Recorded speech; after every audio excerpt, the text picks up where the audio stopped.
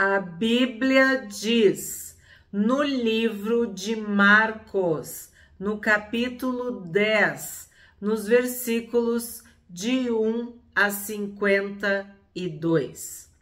Saindo dali, Jesus foi para o território da Judeia e para além do Jordão. E outra vez as multidões se reuniram junto a ele. E de novo ele as ensinava segundo o seu costume. Então, mais uma vez, a expressão, a palavra multidões ou multidão.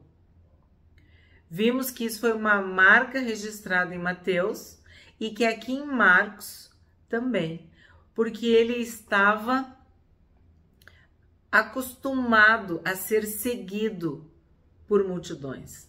E eu comentei no último vídeo o quanto Jesus se cansava, se esgotava por causa das multidões, porque ele atendia, porque ele ensinava, ele curava, ele expulsava, expelia demônios. E muitas vezes ele precisava se afastar, se retirar para um lugar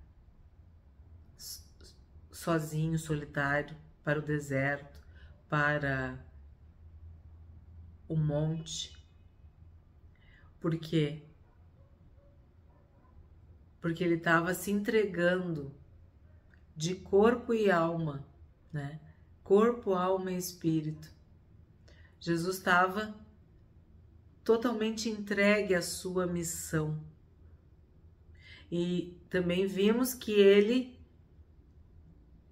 curava as enfermidades físicas, da alma e do espírito. Então, sempre que a gente lê os evangelhos, a gente se depara com esse contraste entre multidões e discípulos. Ora ele está pregando, ensinando, curando as multidões, ora ele está ministrando em particular aos discípulos. E aqui fala, ó, de novo ele as ensinava, segundo o seu costume. 2. E aproximando-se alguns fariseus, o puseram à prova, perguntando: é lícito ao marido repudiar a sua mulher? Então já começou a oposição dos fariseus, sempre procurando um ponto, algo da lei, algo da tradição, algo da cultura, para pegar Jesus em um erro. E agora eles perguntam sobre o repúdio. Jesus respondeu: o que foi que Moisés ordenou a vocês? Então, eles queriam saber, vamos dizer assim, a opinião do mestre Jesus, né? E aí Jesus pergunta: o que Moisés ordenou a vocês? A lei. Eles disseram: Moisés permitiu escrever uma carta de divórcio e repudiar. Então, divórcio e repúdio são sinônimos, mas também são coisas diferentes. Depois a gente vai falar um pouquinho mais na frente. Mas Jesus lhes disse: foi por causa da dureza do coração de vocês que Moisés deixou escrito esse mandamento. Aí vem a explicação. Qual foi o mandamento que Moisés deixou? Que é para repudiar e divorciar? Ou ele falou: não adulterarás?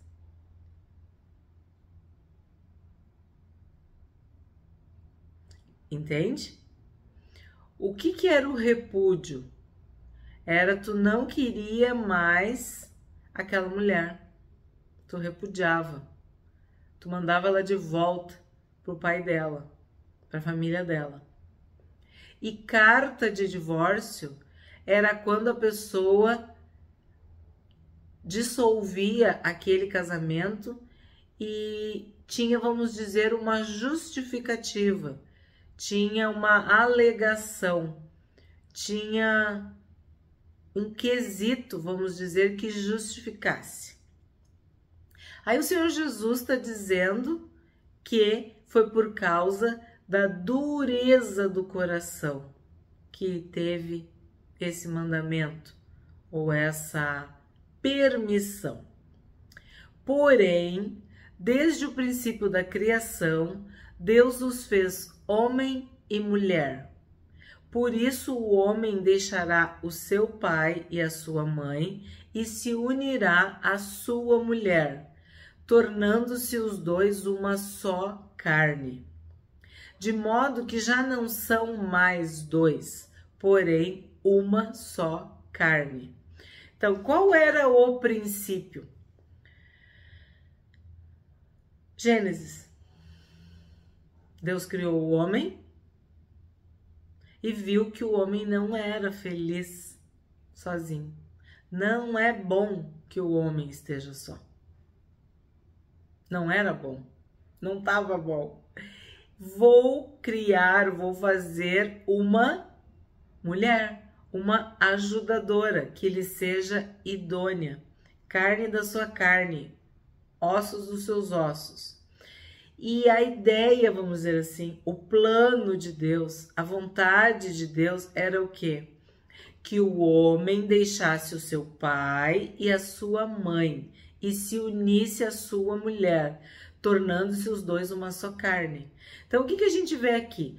Que o mandamento dizia que tu tinha que honrar o pai e a mãe, honra teu pai e tua mãe, para que se prolongue os teus dias na terra que o Senhor teu Deus te dá. Então, por que tu vai abandonar o teu pai e a tua mãe? Só por causa da tua mulher, da tua esposa, da tua nova família, da tua casa, da nova vida que tu vai ter ao lado dela. Então, tu não vai abandonar o teu pai e a tua mãe sem que tu vá construir a tua casa, sem que tu vai ser, desde que tu venha a ser um pai e uma mãe. Então, qual é o plano de Deus? Qual é o plano? O plano de Deus era que uma família gerasse uma outra família e assim sucessivamente. Que houvesse esse mandamento sagrado. Então, tu honra o teu pai e a tua mãe. E isso é vida para ti. E isso é uma ordenança, é um mandamento.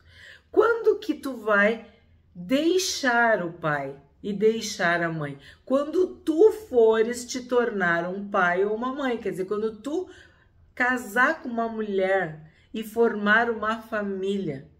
E vocês serão uma só carne. Assim como tu eras com o teu pai e com a tua mãe. Porque o teu pai e a tua mãe te geraram. Então, tu deve a tua vida ao teu pai e à tua mãe.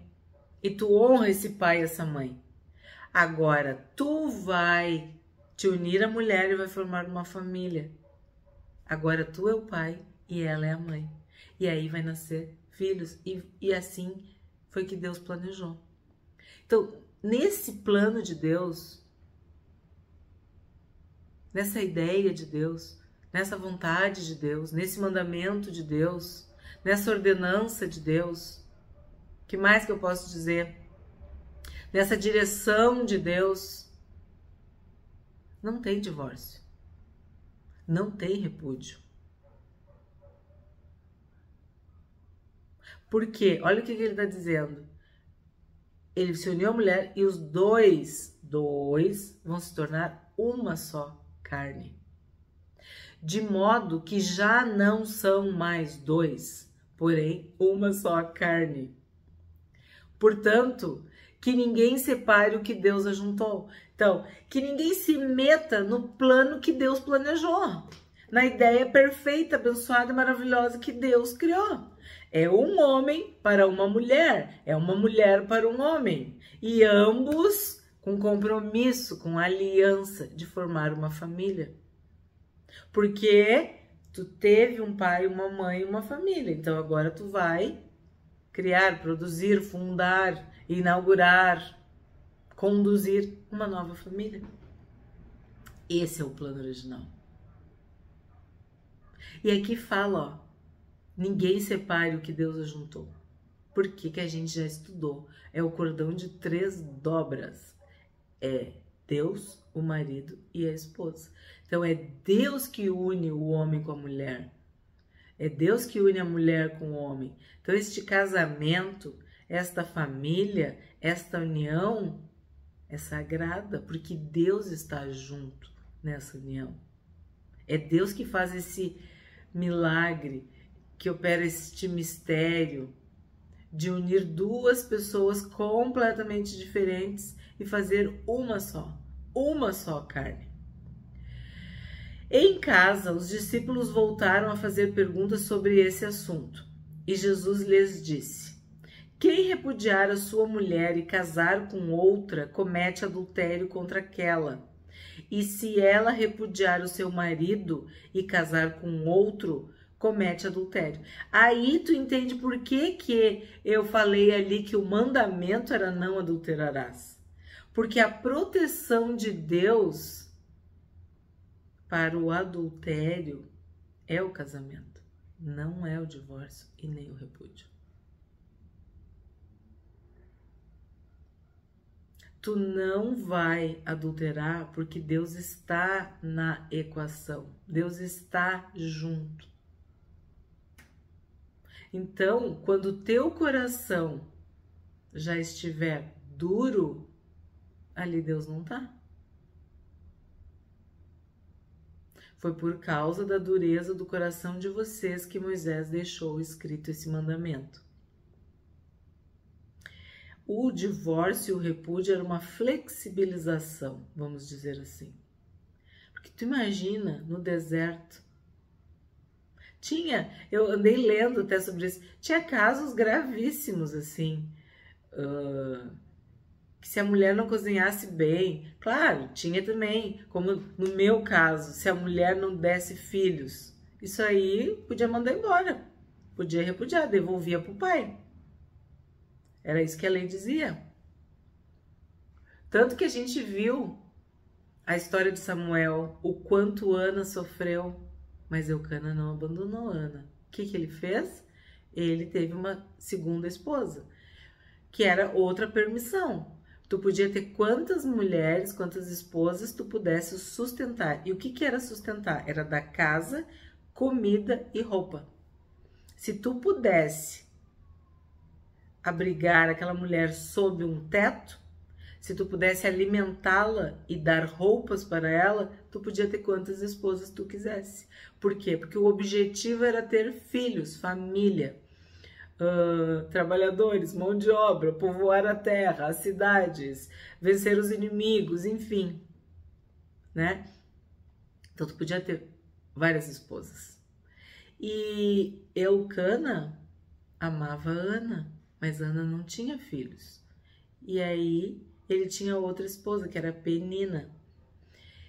E tem outros exemplos assim na Bíblia. O próprio Jacó, que amava Raquel, mas também era casado com Lia. Tanto Raquel quanto Lia tinham servas, né? Que se tornavam concubinas para ter mais filhos, porque tinha que multiplicar, tinha que reproduzir. Então, se a gente for estudar o casamento na Bíblia, como que Deus instituiu e como que as coisas foram acontecendo, se tornando e mudando, tu vai entender que é isso que o Senhor Jesus está falando, a dureza do coração de vocês. Um coração de pedra não ouve mais Deus. Um coração de pedra não ama. Um coração de pedra não tem mais paciência. Um coração de pedra não perdoa. Um coração de pedra não tem misericórdia. Um coração de pedra busca os seus próprios interesses, prazeres e vontades. Então, essa questão do divórcio, do repúdio, do casamento, do adultério, tudo isso, da lei de Moisés, tudo se resume na dureza do coração de vocês. Se resume à dureza de coração. Tu não ter mais um coração de carne, e sim um coração de pedra. Tu ter um espírito duro, inflexível, implacável, que despreza a mulher da tua mocidade. A gente sempre fala isso, porque tem que lembrar da sociedade, né? Que a mulher não podia ter vários homens, vários maridos, mas o homem podia ter. E ele podia ter concubinas também, né? A gente viu bem em Salomão isso também. Então, isso já é uma dureza também. Isso também é uma dureza de coração. Porque quando tu vai para o Novo Testamento, tu vai ver que Deus diz, marido de uma só mulher. Isso era um exemplo. A gente viu que o sacerdote só poderia casar com uma mulher virgem, donzela, pura, ou uma viúva de um sacerdote. Então a gente vê na Bíblia que havia posições de honra, de respeito para as esposas. A esposa que vem de Deus, ela é prudente, ela é sábia, ela é um presente de Deus. Quem encontra essa esposa encontrou um bem, um favor, uma graça de Deus. Então, esse assunto de Marcos, aqui 10, tu também pode ver em Mateus 19, tu pode ver nas cartas de Paulo. É muito complexo, muito profundo e muito sério. Mas eu fico com as palavras do Senhor Jesus. Foi por causa da dureza do coração de vocês. Por isso. Toda vez que o nosso coração tá duro, a gente não pensa no próximo. A gente não ama o próximo. A gente não perdoa o próximo. E esse próximo não é mais próximo, não existe próximo mais próximo do que a esposa ou do que o marido. E eu acho interessante que os discípulos pediram uma aula particular, lembra que eu tenho falado para vocês, ó? Eles perguntaram sobre esse assunto. Eles voltaram no assunto. Eles quiseram uma recuperação da aula. Ou uma aula particular, uma aula extra, porque é difícil. E aqui, em Marcos, está resumido. Leia mais detalhado em Mateus, capítulo 19. 13. Então trouxeram algumas crianças a Jesus para que as abençoasse, mas os discípulos os repreendiam.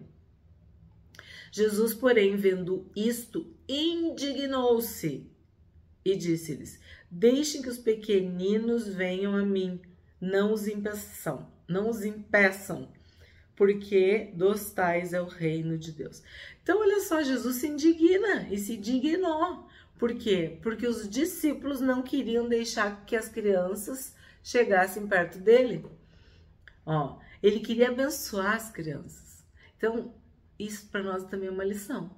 As crianças são abençoadas por Jesus. Jesus abençoa as crianças. Jesus ama as crianças. E a gente não deve impedir, dificultar, atrapalhar que as crianças cheguem a Jesus, conheçam Jesus. Quanto mais cedo tu ensinar a criança, melhor.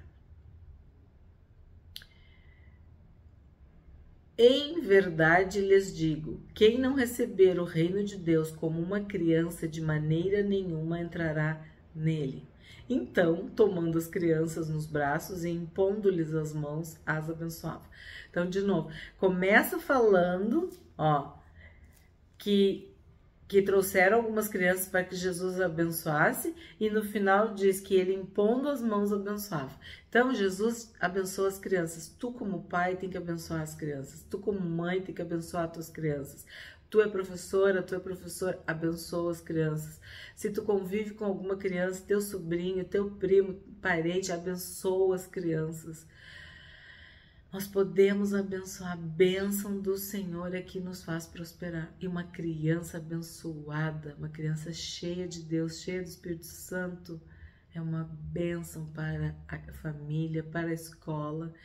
Eu lembro na sala de aula, que coisa mais linda, quando eu tive a alegria de ter alunos e alunas que eram crentes, cristãs, evangélicas, que seguiam a Deus, que os seus pais ensinavam. Elas eram uma luz, elas eram uma bênção, não tem outra palavra para dizer. E elas falavam de Jesus, elas eram queridas, elas eram bondosas, elas não se metiam em confusão, elas eram boas alunas, bons alunos. Então, sim, abençoa as crianças, ensina a criança no caminho que ela deve andar e faz tudo que tu puder para que elas conheçam Jesus, porque Deus não tem netos, Ele só tem filhos e filhas. Então a criança precisa se arrepender dos seus pecados, precisa se converter, precisa se achegar a Jesus.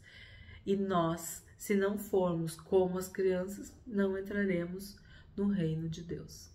17.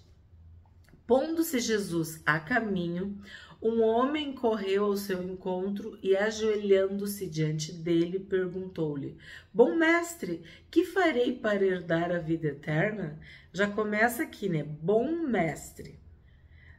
É uma forma educada, gentil, mas também tu pensa, como que tu sabe que ele é bom se tu nem conhece ele, né? Ele se ajoelhou. Jesus respondeu: Por que você me chama de bom? Ninguém é bom a não ser um que é Deus. Tipo, tu conhece a Deus? Então tu deveria saber que bom é Deus. Você conhece os mandamentos?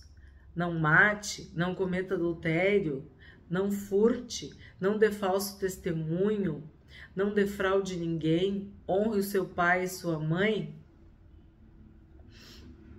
Então o homem respondeu: Mestre, tudo isso tenho observado desde a minha juventude. Então vamos ver aqui.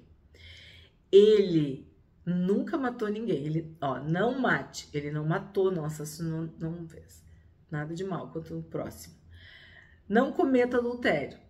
Então, se ele era solteiro, ele era casto, ele era digno, mas provavelmente ele fosse casado e nunca adulterou. Não furte, nunca roubou. Não dê falso testemunho, quer dizer, era honesto, não mentia, não era fraudulento. Não defraude ninguém, né? Não faça nada contra o teu próximo, não engane, não cobice, não inveje. Honre o seu pai e a sua mãe. Então, o que a gente pode ver aqui? Que ele era um bom cidadão, partindo do princípio que ele fosse casado, um bom marido, que ele era um bom filho, enfim, ele tinha muitas qualidades. E cumpria, vamos ver aqui, quantos que Jesus falou? 1, 2, 3, 4, 5, 6 mandamentos. Então, ele cumpria mais que a metade dos mandamentos, certo? Então o homem respondeu: Mestre, tudo isso tenho observado desde a minha juventude. E Jesus, olhando para ele com amor, disse: Só uma coisa falta a você. Vá, venda tudo o que tem, dê o seu dinheiro aos pobres e você terá um tesouro no céu. Depois venha e siga-me. O que eu vejo aqui? Que este homem falou a verdade, porque Jesus olhou para ele com amor. Jesus o amou. Jesus viu a sua alma. Jesus discerniu a verdade nos lábios, na fala deste homem, que era verdade então. Que ele não matava, que ele não cometia adultério, que ele não furtava, que ele não dava falso testemunho, que ele não roubava, não defraudava, não invejava, não cobiçava, não fazia mal para o próximo e que ele honrava o seu pai e sua mãe. Mas, como Jesus, né, como Deus, como o Espírito Santo sonda as mentes e os corações, Senhor Jesus disse: só uma coisa falta para ti. Vende tudo que tu tem. Dá o dinheiro para os pobres e tu vai ter um tesouro no céu. E aí depois disso, vem e me segue. Aí o que aconteceu no 22? Ele, porém, contrariado com esta palavra, retirou-se triste, porque era dono de muitas propriedades. Então, aquele que lá no início chegou ao encontro de Jesus, elogiou Jesus, honrou porque chamou de bom mestre, se ajoelhou, chegou todo, como minha mãe dizia, muito abraço na chegada, falta na saída. Chegou todo feliz e terminou triste. Ele, porém, contrariado com esta palavra, retirou-se triste, porque era dono de muitas propriedades. Então eu destaco o triste, a tristeza dele e o dono. Ele era dono de muitas propriedades, de muitas riquezas, de muitos bens, enfim. Jesus pediu para ele aquilo que ele não podia dar. Por quê? Porque onde está o teu tesouro, ali está o teu coração. Para que tu dê o teu coração para Jesus, Jesus tem que ser o teu tesouro. Se o teu tesouro são as riquezas, são os bens, as propriedades, e tu não dá os bens, as riquezas e as propriedades para Jesus, tu nunca vai ter Jesus. Porque o teu coração já está cheio das riquezas, cheio dos bens, cheio das propriedades. Já tem um Deus ali, já tem um Senhor ali naquele coração. Não cabe Jesus. Por isso, ele saiu triste. 23. Então Jesus, olhando ao redor, disse aos seus discípulos: como é difícil para os que têm riquezas entrar no reino de Deus.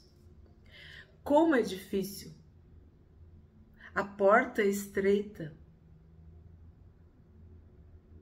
O caminho apertado.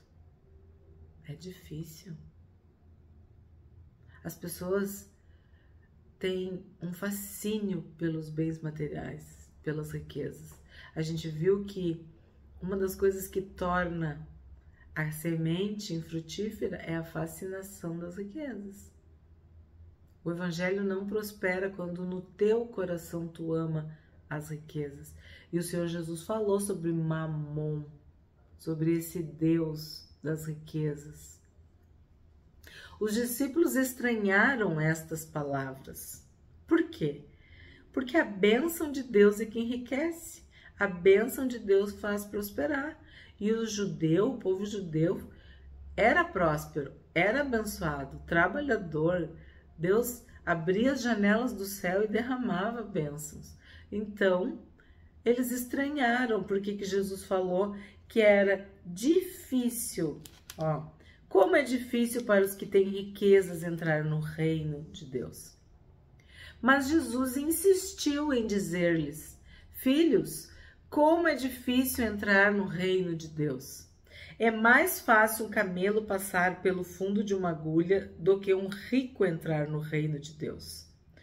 Eles ficaram muito admirados, dizendo entre si: sendo assim, quem pode ser salvo? Porque sim, o Senhor Jesus fez um grande exagero aqui, chamou a atenção falando. E eu já expliquei em outra ocasião, em outro vídeo, de que esta agulha não é a agulha, tá? O instrumento, que aí seria impossível. Como que tu vai conseguir fazer um camelo, um animal grande, passar por o fundo de uma agulha? Isso seria impossível. E o Senhor Jesus não está dizendo que é impossível, ele está dizendo que é muito difícil. Como é difícil, né, para um rico entrar no reino de Deus, no reino dos céus. A agulha era uma porta que tinha na entrada da cidade de Jerusalém, principalmente que passavam os comerciantes. Então os camelos entravam com muitas cargas e eles passariam pelas portas, mas com muitas riquezas, com muitos tesouros, com muitos objetos, com muitas bagagens, era muito difícil de passar. Eles precisavam deixar as mochilas, as bagagens. Entende? Isso que o Senhor Jesus está querendo dizer, que o camelo, ele precisava se ajoelhar, se fazer assim para poder passar, porque ele estava com muita carga. Os comerciantes traziam o máximo de produtos para vender em Jerusalém. E não conseguiam passar nessas portas que tinham esse formato de agulha, que é muito comum no Oriente. Aí eles perguntam, sendo assim, quem pode ser salvo? Jesus, olhando para eles, disse, para os seres humanos é impossível, contudo, não para Deus, porque para Deus tudo é possível. A outra tradução dizia, os impossíveis para os seres humanos é possível para Deus. Então, o que acontece? Eu não posso me salvar. E eu não posso te salvar. Tu não pode se salvar e nem me salvar. Isso é impossível para os seres humanos. Mas Deus nos salva. Jesus, que morreu a nossa morte para que nós tivéssemos a sua vida, pode nos salvar. E Ele pode nos libertar das trevas, mas também das bênçãos, das riquezas, da fascinação. Porque às vezes a gente pensa que para encontrar Jesus a gente tem que estar morrendo, sofrendo, sofrimento, uma vida desgraçada, infeliz. Aí eu quero Jesus. Mas e se tu for rico? Se tu for culto, se tu for abençoado, se tu tiver tudo de bom e a única coisa que te falta é Jesus? Então, é impossível para os homens, para as pessoas, mas para Deus é possível. Ele pode alcançar um coração sofredor, infeliz, mas Ele também pode alcançar um coração rico, abastado, realizado, próspero. Todos nós precisamos de um Salvador, seja o rico, seja o pobre, seja o culto, seja o iletrado, seja o homem, seja a mulher, seja o da cidade, seja do campo, seja um velho, seja uma criança. Todos os seres humanos têm um vazio do tamanho de Deus. Nós precisamos ser salvos. Então Pedro começou a dizer-lhe, eis que nós deixamos tudo e seguimos o Senhor. Jesus respondeu, em verdade lhes digo que não há ninguém que tenha deixado casa, irmãos, irmãs, mãe, pai, filhos ou campos por minha causa e por causa do Evangelho, que não receba já no presente 100 vezes mais casas, irmãos, irmãs, mães, filhos e campos, com perseguições, e no mundo por vir receberá a vida eterna. Porém, muitos primeiros serão últimos, e os últimos serão primeiros. Então, sim, algumas pessoas têm que abandonar pecados, umas têm que abandonar riquezas, outras têm que abandonar família, outras têm que abandonar campos, outros têm que abandonar vícios, outros têm que abandonar títulos. Eu não sei o que tu precisa abandonar, mas uma coisa é certa, quando tu encontrar Jesus, quando Jesus te encontrar, quando tu estiver unido com Cristo, tu vai receber 100 vezes mais tudo aquilo que tu abandonou, tudo aquilo que tu abriu mão para seguir a Cristo. Então, sim, seguir a Jesus é renúncia. A gente tem que dizer não. E muitas vezes esse não dói. É um não para nossa carne, às vezes é não para o nosso trabalho, às vezes é não para nossa família, às vezes é não para as riquezas, para os campos, para a tua posição, eu não sei. O que eu quero destacar é que em Marcos tem com perseguições. Significa que seguir a Cristo, servir a Jesus, envolve perseguições. Se Jesus foi perseguido, quem dirá os discípulos, os seguidores de Jesus? Então, sim, tu vai encontrar o maior tesouro. Tu vai preencher o vazio da tua alma, do teu espírito, da tua vida. Mas te prepara para as perseguições. Seja a tua carne te perseguindo, te tentando, seja o próprio tentador, o inimigo, seja o mundo. Tudo isso com perseguições. E a vida eterna, a salvação. 32. Estavam a caminho, subindo para Jerusalém, e Jesus ia diante dos seus discípulos. Estes se admiravam e o seguiam, tomados de apreensões.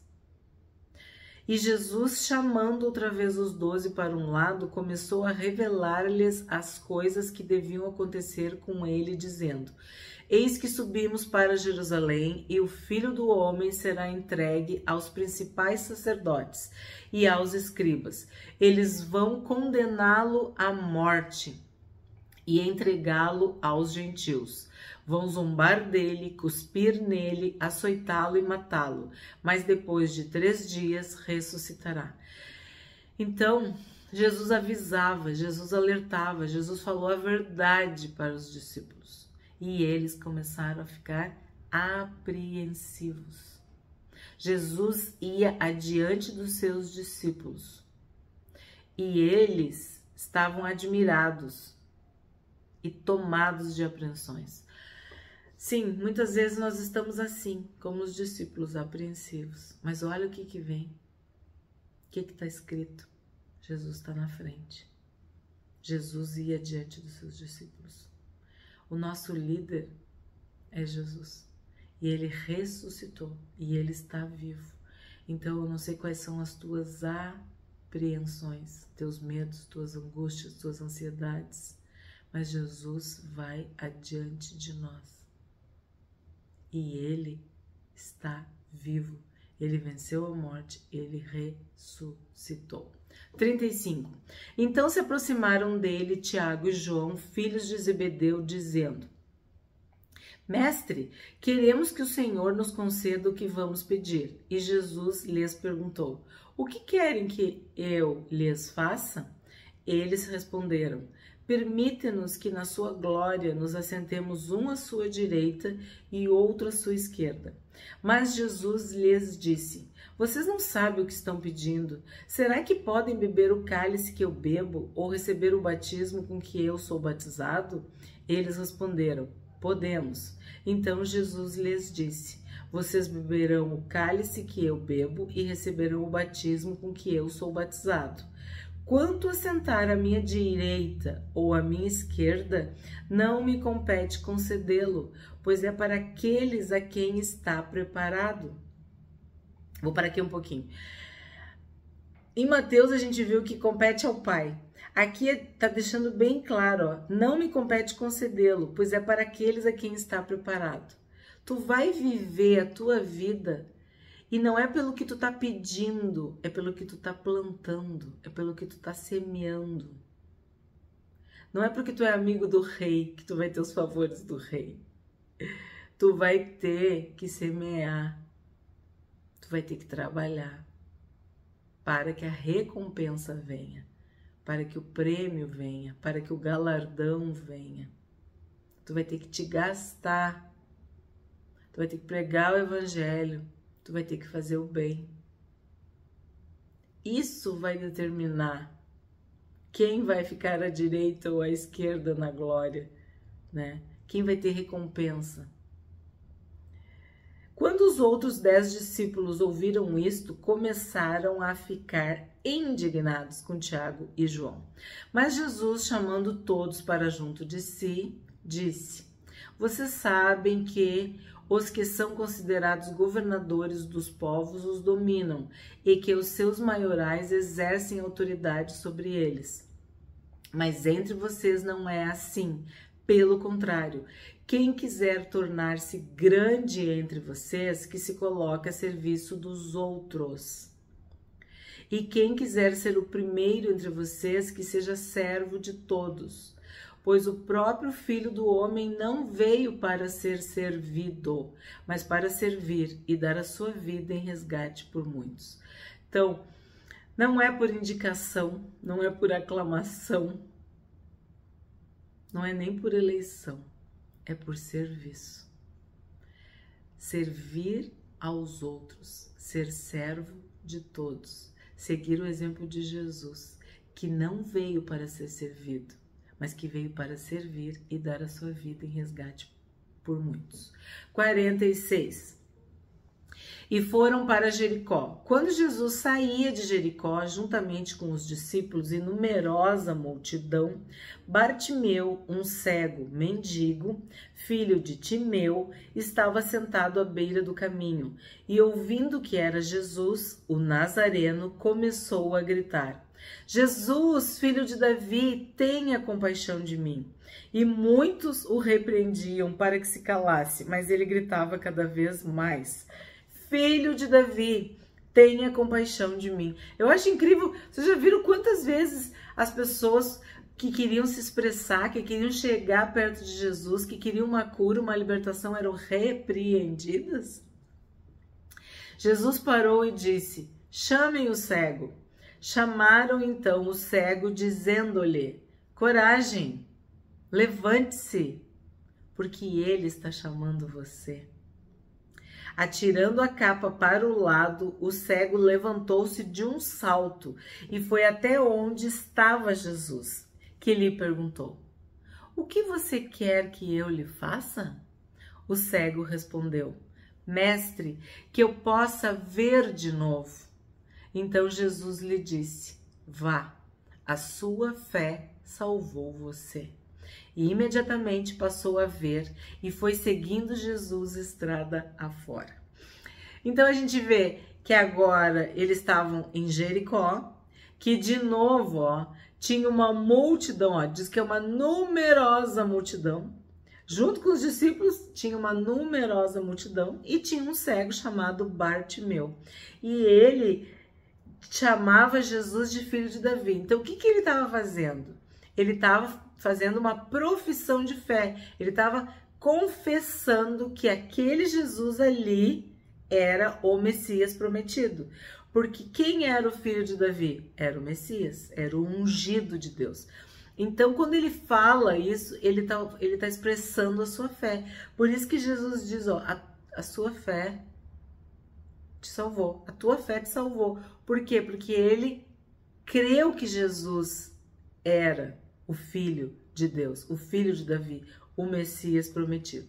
E eu amo essa parte que diz: coragem, levante-se, porque ele está chamando você. Na minha outra tradução dizia: anima-te, ele te chama. É a mesma coisa que eu digo para ti. Não sei o que tu tá passando, mas te anima, tenha coragem, te levanta, porque Jesus te chama e te chama pelo nome. Tu é salvo, tu é perdoado, tu é escolhido, tu é abençoado, tu é amado. Ele te chama, ele te cura, ele te liberta, ele te salva. O que a gente aprende hoje com este capítulo de Marcos?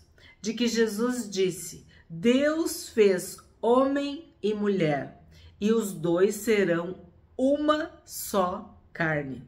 Deixai vir a mim os pequeninos e não os embaraceis, porque dos tais é o reino de Deus. Impondo as mãos, abençoava as crianças e as pegava no colo. Filhos, quão difícil é para os que confiam nas riquezas entrar no reino de Deus.